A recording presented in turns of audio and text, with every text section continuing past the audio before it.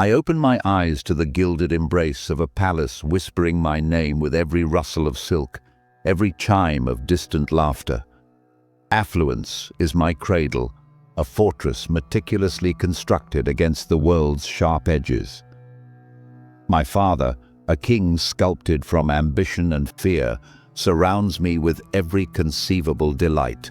Fragrant gardens eternally in bloom, concubines whose smiles are practiced art, tutors who polish my intellect like a precious gem. Yet, beneath the surface of this curated perfection, a subtle disquiet stirs. Is this all? This endless cycle of pleasure, insulated from the raw pulse of existence? A question forms, delicate yet persistent, like the first hairline crack in flawless porcelain.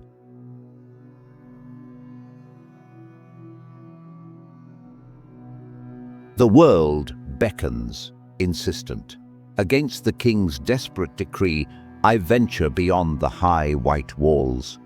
4 encounters etch themselves onto my consciousness with the permanence of carved stone. First sight. An old man, bent double, skin like crumpled parchment, eyes clouded with the milky film of time, trembling on the roadside dust.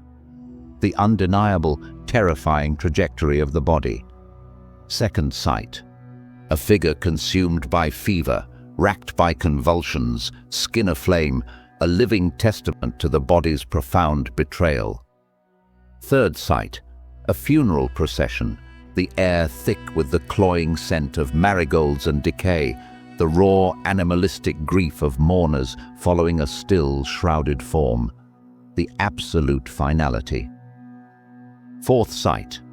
An ascetic, his body pared down to bone and sinew, yet his eyes hold a depth, a stillness, a luminosity untouched by the suffering surrounding him. A possibility, not of escape, but of understanding.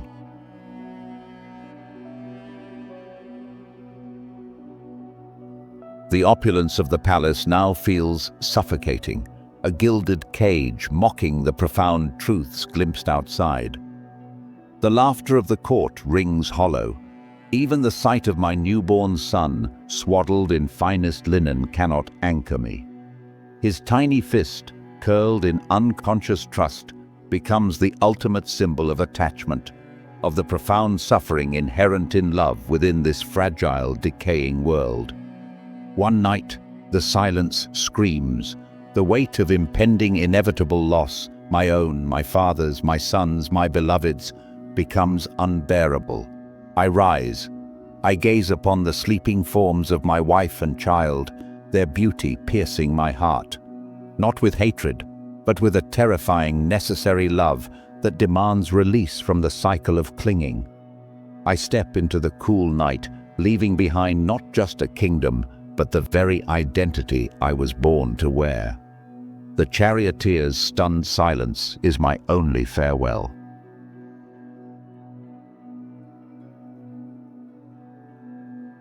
The forest receives me, its vast indifference a strange comfort. I seek teachers, masters of extreme discipline. I learn the austere paths, the fierce denial of the flesh. Years pass. I starve this body, push it to the precipice of dissolution, sit unmoving through torrential rains and scorching sun. My spine becomes a rigid column of pain. My belly caves against my spine. I master trances, touch profound states of emptiness. Yet, the core disquiet remains. The deepest suffering, the fundamental dukkha, persists like a subterranean river beneath the frozen surface of my achieved stillness. This harsh denial, I realize with crushing clarity, is merely the inverse of the palace's indulgence. Both are prisons. A profound exhaustion washes over me, not just of body, but of spirit. This path, too, leads nowhere.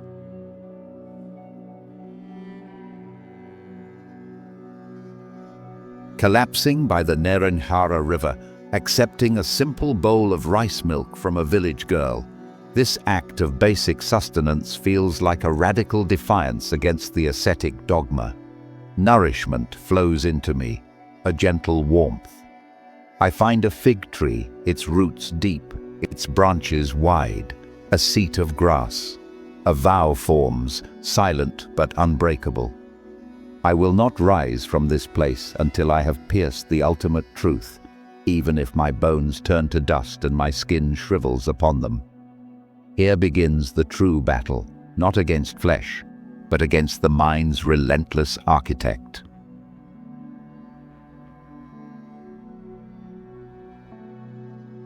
Mara comes, not as a horned demon, but as doubt, whispering insidiously of wasted years, of forgotten pleasures, of the futility of this quest. He comes as desire, conjuring vivid, intoxicating memories of sensual delights left behind. He comes as fear, manifesting terrifying visions of annihilation, of cosmic insignificance. He comes as distraction, summoning armies of chaotic thoughts and worldly concerns. My weapons are not swords, but unwavering mindfulness and boundless compassion, even for these manifestations of my own inner turmoil. I touch the earth, calling the very ground beneath me as witness to my resolve. The earth responds, a deep, silent stability. Mara fades, like mist burned by the rising sun.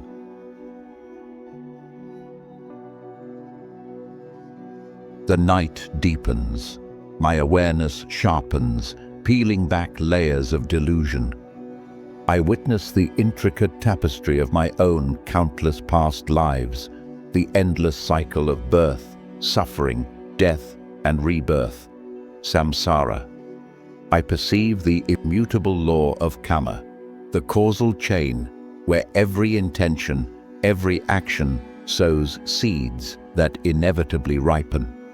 I see with piercing clarity the Four Noble Truths, the pervasive reality of suffering, its origin in craving and clinging, the possibility of its cessation, and the path leading to that cessation. The final veil lifts. Ignorance dissipates like smoke. The mind, cleansed of its defilements, expands into boundless space, filled with an immeasurable, luminous peace. I know, not intellectually, but with every atom of my being, I am awake.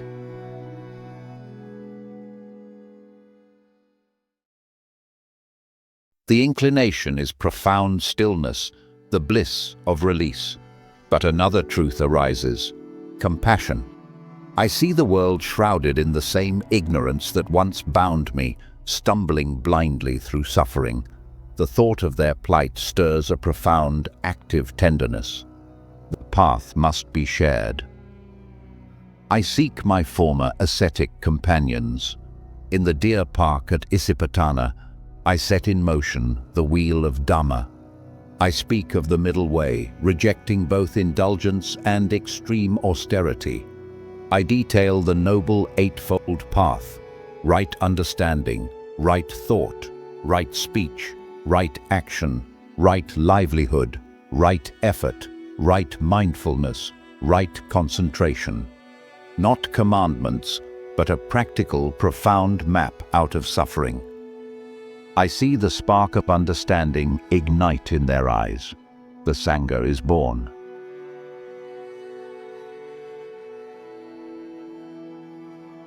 Decades unfold.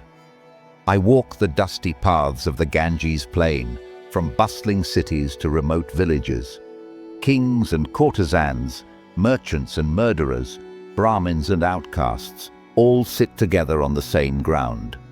I teach not dogma but direct investigation. Come and see. I use parables, the burning house, the poisoned arrow, the mustard seed. I answer profound questions with simplicity and depth, guiding each according to their capacity. There are challenges, dissent within the Sangha, rival teachers, skeptics, those who misunderstand or misuse the teachings. I meet them all with unwavering patience and compassionate clarity. I witness the transformation, the hardened criminal softened by metta, the grief-stricken mother finding solace in impermanence, the arrogant scholar humbled by direct insight. This is the fruit, liberation blossoming in human hearts.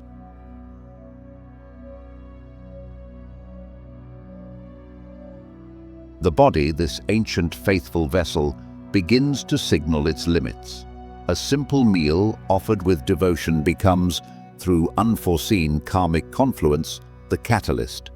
Intense pain courses through me, yet the mind remains undisturbed, a vast sky holding the passing storm. I reach Kusinara, a quiet grove of sal trees. My final instructions are not of power, but of diligence and self-reliance. Be lamps unto yourselves. Hold fast to the Dhamma as your refuge. Lying on my right side, I witness the dissolution of the aggregates, form, feeling, perception, mental formations, consciousness. There is no fear, only profound peace and boundless compassion radiating outwards. The final breath is not an end, but a merging, like a river returning to the ocean. Parinibbana, complete, unconditioned liberation. The flame of individual existence extinguishes, not into nothingness, but into the unborn, uncreated, undying reality.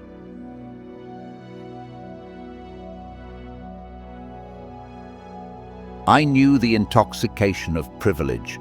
I felt the shiver of existential dread. I tasted the ashes of extreme denial. I faced the tempest of my own mind.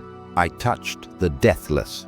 This was not the destiny of a god, but the arduous awakening of an ordinary man. The palace and the forest, the craving and the aversion, the doubt and the fear. These are landscapes you traverse, the disquiet you feel amidst comfort, the yearning for meaning beyond the transient, the suffering born of clinging. These are the seeds of your own awakening. The path unfolds not in celestial realms, but right here, in this very mind, in this very breath. The four sights surround you daily, if you dare to look. The Bodhi tree is wherever you choose to sit with unwavering inquiry. Mara's whispers are your own doubts. Your mindfulness is the earth that grounds you. The Eightfold Path is not ancient scripture, but a living compass for this moment. The boundless peace, the liberation from suffering's wheel, this is not my exclusive inheritance. It is the birthright awaiting your own courageous investigation, your own steadfast commitment to wakefulness. The Buddha is not a statue. The Buddha is the potential for profound understanding that resides, luminous and patient, within the heart of you. Look within. What do you find clinging? What do you find truly still? The journey from ordinary to awake begins with a single, mindful breath. Take it.